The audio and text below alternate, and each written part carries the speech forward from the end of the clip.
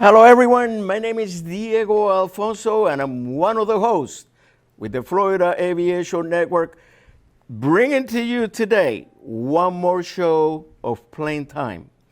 I am going to tell you exactly what our guest told me verbatim. He says, I need all the time I can have. So I'm going to sum up the introduction with 8 words. Today's information is not more of the same. Dr. Bartuska, you have the controls. Thank you. Here we go. Now, you remember last time we did thunderstorms. Well, this is a carry-on from thunderstorms to how do we know what the dangers are associated with our thunderstorms. First, I want to tell you, because there's a quiz online at the end of this presentation to get your wings credit, you'll see throughout the presentation that I do repeat some things in the presentation. Excuse me. And on the first presentation slide, there we go, almost. Waiting for the slide, there it is. Okay, so this is Weather Radar Part 1, an introduction to applied electronics and physics. Understand that what I'm about to do in 30 minutes would normally take at least a full day, so we're just going to do parts of it. Next time we're going to do Doppler radar, we're going to do dual polarization, and we're going to do wind shear. Okay, so we're going to cover what's radar, how does it work, what are some of the physics and electronics, what are the specifics of the ground-based radar we all rely on, what are some specifics of airborne weather radar, what are the limitations of radar, and what are the health and safety aspects of radar. Now note, if you have or use an airborne weather radar system right now, the manufacturer of that system provides manuals and training for their system. This presentation in no way is intended to counter or replace their system training materials. And just so you know, as far as I'm aware, most airborne weather radar system training videos are all available for free online. Now, radar. Originally, radar was radio detection and ranging, a system that uses radio waves to detect and track objects, measure their distance, velocity, and determine their direction. Well, that was the beginning of the outbreak of World War II. Today, it's really microwave detection and ranging, as you will see as we go through. Now, a radar system is going to be sending out a beam of radio frequency that we're going to illustrate here in a minute, and it's got to have something to bounce off in the storm. And if you look at that picture very carefully, where the radar ball is on the left, you'll see that the backscatter system comes down and goes through a little tube called a waveguide. Now, simply stated, weather radar transmits a radio signal or a microwave signal or pulse that reflects off an object, typically rain or hail, and creates an electronically displayed echo or blip. Note, weather radar detects only precipitation, not turbulence. That's the FAA statement. But if you have Doppler built into your weather radar, the Doppler can pick up movement of the rain and alert you to turbulence. And we'll be talking more about that next time. Now, essentially, there's 4 radar systems that we all rely on. The first one is the NEXRAD Weather Surveillance Radar 88 Doppler, and there's 160 of those nationwide. We have the terminal Doppler radar that are at most major airports. We have the airport surveillance radar. Right now, it's at modification number 11. That's at all airports. And then we have all the airborne weather radar units that are installed in aircraft. There's approximately 5,900 airliners in the United States right now. There's about 1,500 corporate jets and corporate aircraft, plus all the military planes. The NEXRAD detects precipitation and severe weather. The terminal Doppler radar detects low-level wind shear and microbursts and gust fronts, which is what we're going to talk about next time. The airport surveillance radar is primarily for the air traffic controllers to direct traffic, although they do see weather. And the onboard airborne weather radar is for hazard avoidance and flight safety. Now, I'm just going to say one thing about the ASR 11. That's the grade we're at right now. It's the airport surveillance radar. The lower dish that you see is that radar system. The bar across the top is the secondary radar. That's what triggers and keys the transponders in all the aircraft. Now, why are we here today? weather radar has become the primary means of detecting, describing, or tracking and nowcasting or forecasting precipitation-laden and, to a more limited extent, clear air weather over the United States. Everyone relies on radar. We can't know enough about radar. Now, to illustrate one example, and we're certainly not singling out an airline, this is a situation that happened back in 2002. There are plenty of videos of it online. We all know about the miracle on the Hudson. This is the miracle on the Bengawan in Java in Indonesia. They were flying, and it turns out this crew didn't have the training they needed in airborne radar. This is a simulation. You can see they're flying right towards a cumulonimbus cloud. They flew right into a cell in the cumulonimbus cloud. The rain and the hail was so heavy that it flamed out both engines. And they ended up, just like Sullenberger ended up with trying to fly in a plane with no engines because he ingested birds. They ingested so much ice, so much hail, and so much water, they could not restart the engines, and they literally fell from 28,000 feet. Luckily, the crew was able to eventually, here as it comes out of the clouds, glide the plane, and as in the case of Sullenberger, there wasn't the Hudson River, but there was a river in Java that they were able to put the plane down in. Unfortunately, there was one fatality in this, but and that's as deep as it went. Now, from the National Transportation Safety Committee, which is their equivalent of our NTSB, the NTSC determines that the probable cause of the accident were a combination of the aircraft had entered severe hail and rain during weather avoidance, which subsequently caused both engines to flame out. There was also a possibility that the weather radar showed attenuation, a shadow, which they didn't have training to recognize due to precipitation. If there's so much rain, the radar beam can't get through enough to sense what's behind it and give a echo signal or a backscatter, with the result that the reflection of the radar electromagnetic energy couldn't get through. Therefore, the radar display showed gaps, but after entering the precipitation, they became red. Everyone lived except one crew member, so they were able to interview the flight crew and get a real good debriefing. It is possible that the crew, based on their training experience, could not identify such attenuation. Radar shadowing, which is one of the things we're here to talk about today, is and was a well-known phenomenon, and the pilots actually might have been able to detect it if they'd received better training on how to use their radar system. These are quotes coming right out of the investigation report. The system had a function which allowed the pilot to tilt the antenna up and down, and we're going to be talking about antenna tilt, scanning the clouds at different elevations to get a better sense of the location of the heaviest precipitation. This could have shown that the gap was likely an illusion by revealing slightly lighter but still heavy precipitation either above or below it. There have been plenty of weather-related accidents. These are a couple in the United States, and don't let it fool you. We've had accidents with weather with corporate planes and civilian airplanes. Now, we certainly want to go into the far aim. Airborne weather avoidance radar is for avoiding severe weather, not penetrating it. When those planes that penetrate it, they're not here anymore. No flight path through an area of strong or very strong radar echoes separated about 20 or 30 miles or less may be considered free of severe turbulence, because a cumulonimbus cloud is growing, as we went into in the last lecture. NEXRAD radar mosaic imagery shows where the weather was 15 to 20 minutes ago, not where the weather is now. Now, that's what's in the far aim right now, and that needs to be updated because there's been some changes. This is for the NEXRAD ground radar, not the airborne radar. It's been upgraded, so now the radar is only a minute or two old. What did they do? It's called the SAILS project. It's as we're going to go into in a minute, the NEXRAD radar scans continuously in a circle. It starts at 0.5 degrees and goes up to 19.5 degrees. And originally you would have to wait for it to do the whole scanning system of volumetric scanning before it came back down to the 0.5 degrees. Now with the SAILS project, the supplemental adaptive intervolume low-level scan, it does a couple scans, goes back down to 0.5 degrees. Does a couple scans, goes back down to 0.5 degrees, so we don't have to wait anymore. Now, one thing that a lot of courses on on weather radar don't talk much about is the beam, the radio part of radar. As I've got set up here, this is a sine wave on an oscilloscope.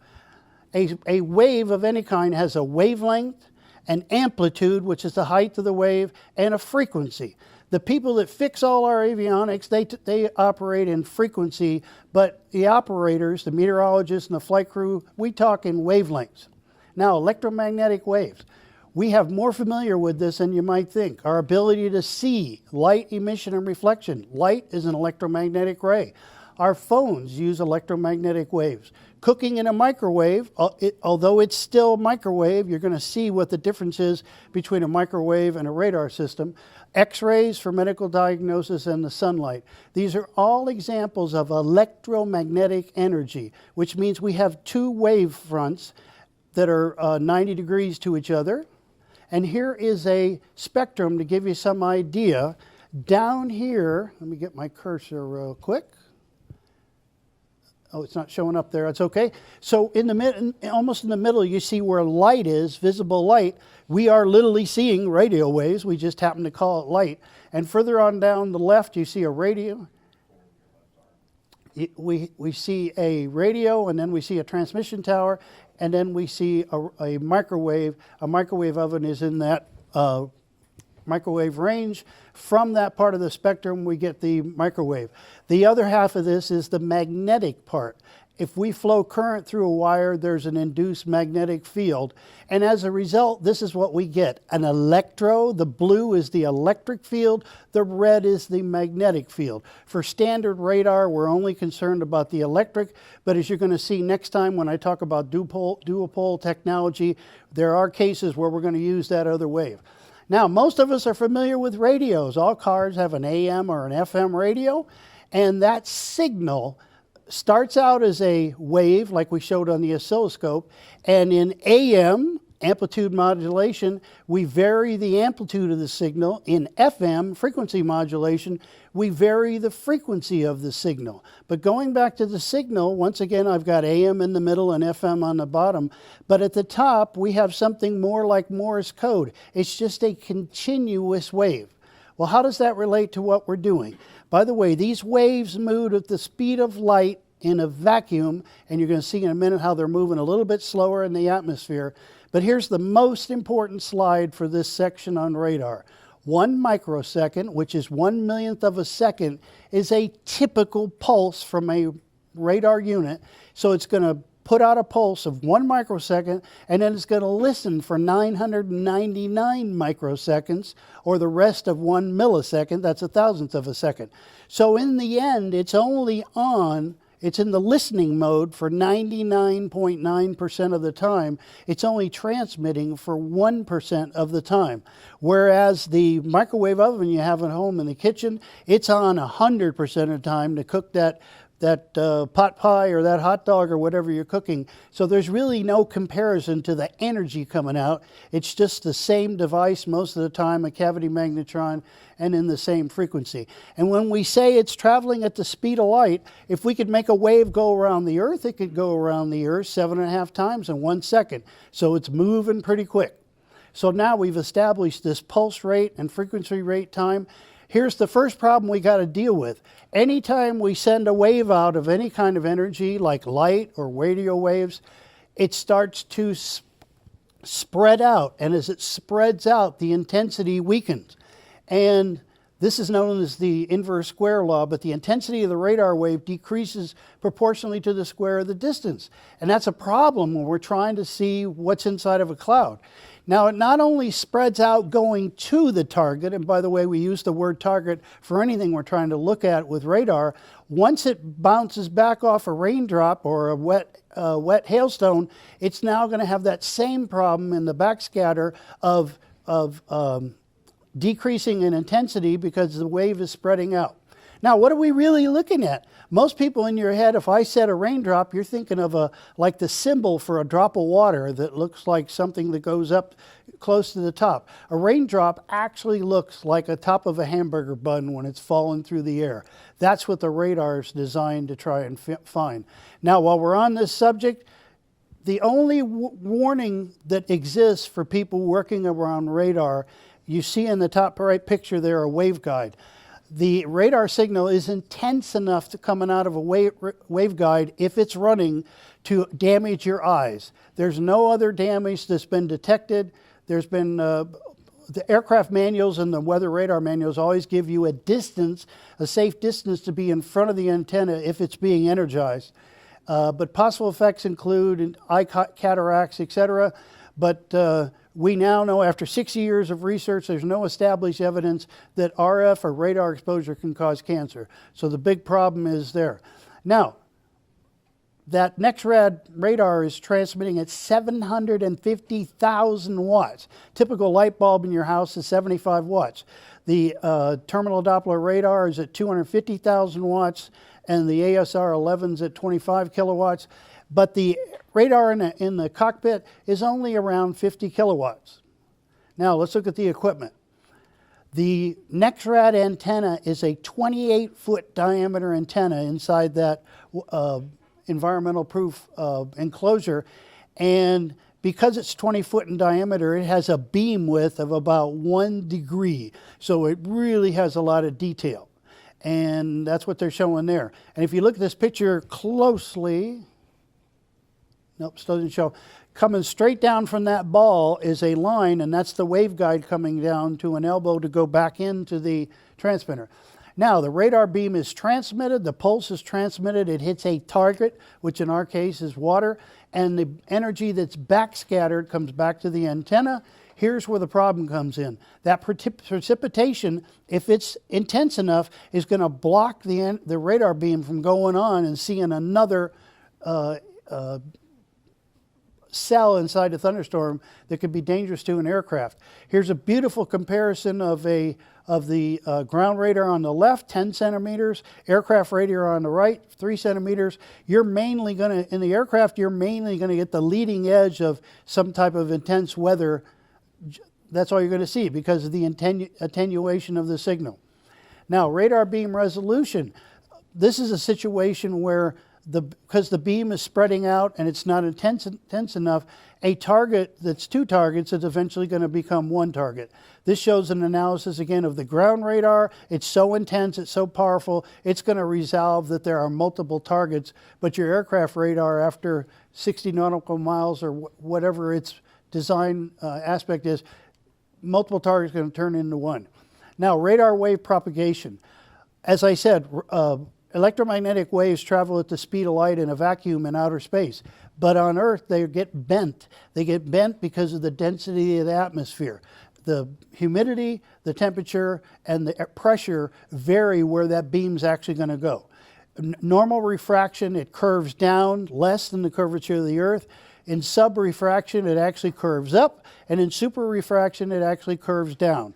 People that are reading this in the National Weather Service know this. The scanning rates are all controlled by algorithms. Same thing if you have automatic in the cockpit.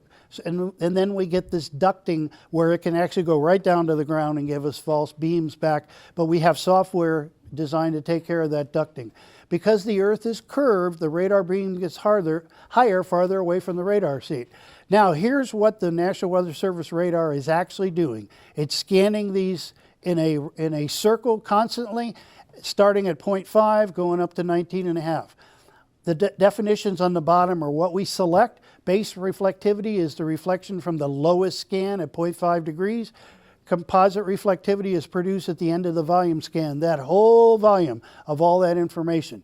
Now, one of the problems that this leaves, what about above 19 degrees? Well, there's nothing there, and it's known as the cone of silence. So we rely on adjacent radars to mosaic with software, fill in that. Here's a picture of southern Florida. We have Tampa Bay radar on the left, we have Melbourne radar on the right, and below we have Key West radar and we have Miami radar. They overlap each other to take care of that cone of silence. So once again, the beam can end up curving up because of the curvature of the Earth, and it can curve down because of the other things. Limitations: refraction of the beam, curvature of the Earth, cone of silence, beam spreading. That's that inverse square law on storm location. Okay, airborne radar. Notice the antenna can be mounted in the nose, or it can be mounted on the wing. Every radar unit has this box, which is a transmitter receiver or receiver transmitter, and these waveguides. A waveguide is designed for a particular electromagnetic wave to direct it so we don't have any loss. If you've never heard that term before, a stethoscope, a doctor's stethoscope, is also a waveguide. That's for acoustics. And if you have optical fiber at home, that's a waveguide for optics. But these are waveguides for radio waves. Now, airborne weather radar works much like ground radar. A radio signal is sent out through an antenna, which is located in the aircraft's nose or in a pod on the wing. The radar processor determines how long it takes the signal to return, and then calculates the elapsed time, how far away the target is. A typical radar system includes a flight deck display, receiver, transmitter, and an antenna. The rest that I've already talked about. Anything that gets in the way of the signal, such as rain or the ground, causing ground clutter, reflects some of the energy back as backscatter. What's ultimately presented in the cross-section of the storm from a bird's eye view. So we have the PPI, the planned position indicator, in the cockpit. The tilt is the most important part of the airborne radar. Really new expensive systems have auto tilt systems that stabilize the antenna, but all the manufacturers warn the flight crews that even if they put it in auto, they need to occasionally put it back in manual, do some scanning above and below if they suspect convective weather in their area. If it's too low, the radar will simply map the ground. Too high, and it'll miss the worst. To make sure they're getting a proper picture, pilots usually tilt the antenna down until the radar maps the ground, and then tilt it back up until just a little ground clutter remains in the radar. Now, here's a picture of an aerial airborne radar antenna on the left, and on the right you see this idea of tilting the antenna up and down. And on the control panel, the knob on the right says tilt, and then right now it's fully tilted down the way the knob is curved. Now we talk about reflectivity.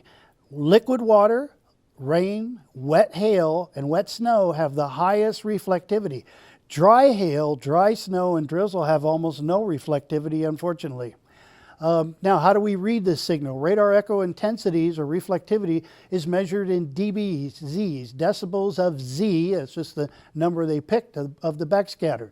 In the case of the NEXRAD, the green is the least intense, the yellow is more, red is severe, and magenta means there's some severe weather in there. Whereas in aviation, level 1 green usually means light precipitation, level 2 yellow means moderate precipitation, red means heavy precipitation that you definitely don't want to fly through, and then level 4 corresponds to extremely heavy precipitation and probably heavy turbulence. Once again, it's all in the tilt, so you don't miss what's inside that storm. The weather is detected by using the radar and its control functions. The control functions are the tilt primarily.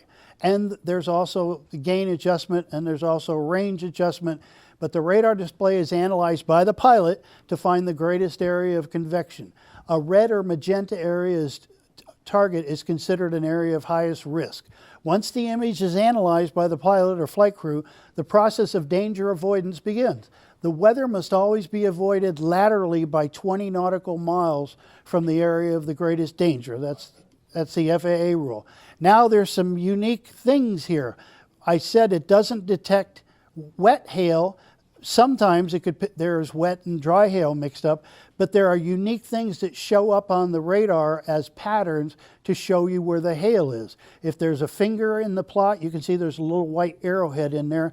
If there's a hook, this is not the same hook echo for a tornado, but if there's a hook in there, if there's scalloped edges, or if there's a U-shape, they are possible places for hail.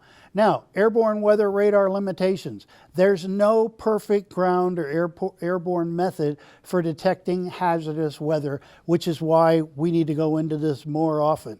Now, I'm going to review what's on the quiz real quick. The reflected signal of radar waves is called backscatter.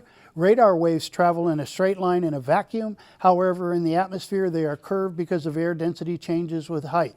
As a ground-based radar antenna rotates, it transmits a pulsed radar signal. The radar receiver listens about 99% of the time.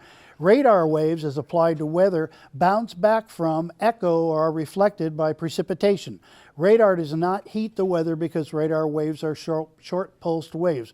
Ground-based weather radar signals could be dangerous to humans near the antenna. However, airborne radars are considered safer because the pulse power is much lower.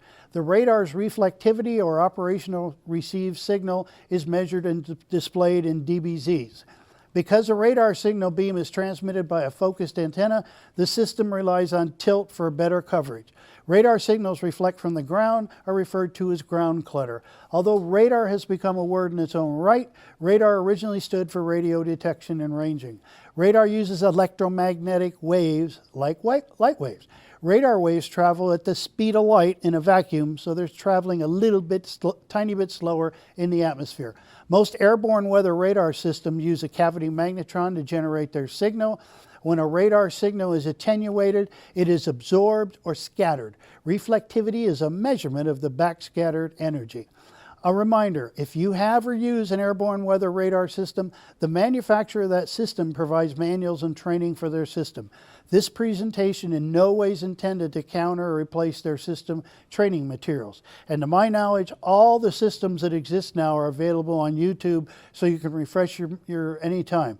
Next time, I'm going to talk about the Doppler effect, radio velocity, dual polarization, and low level wind shear, microburst, and gust fronts. I got 2 minutes. Good. Now, I want to show a couple things. Inside the most airborne units is a cavity magnetron. Here is a cavity magnetron. This is the one out of our microwave oven. This is what it looks like. It basically works like a whistle. It has cavities in it, but instead of air going around, it has electrons going around. This is what it actually looks like in your microwave oven. If you cut all these things out, you will have this. Now that I've told you that, understand that this is hooked to a big capacitor in your microwave oven. That capacitor holds a charge. It could kill you hurt you. So if you decide you want to cut this thing out of a microwave oven, get an electrician to discharge the capacitor, then get a brand new hacksaw blade and plan on spending about 2 hours. Now, in World War II, when we first developed microwave radar, this is what the cavity magnetron looked like. This is an actual one from World War II. And we talked about waveguides. This is a waveguide. It's specifically designed to transmit those waves that are generated by the transmitter for the radar and bring them back to the receiver. The last thing I want to hold up is this. These are sound attenuators. They are called sound attenuators to protect your ear from noise. Sound is not an electromagnetic wave, it's a mechanical wave. But this attenuation is what we're talking about happens to the radar beam in the atmosphere. And that's what I have for today, Mr. Diego. Dr. Bartuska, you cannot accuse me of not granting you your wish. Yes. Is that a fact? Yes, sir. And our folks out there in cyberspace and television land, I didn't lie to you either. This was not some of the same. Please be on the lookout for the next program in a few months. And my name again is Diego Alfonso, signing off from our studios, Gizmo Productions in Oviedo, Florida. Have a good day.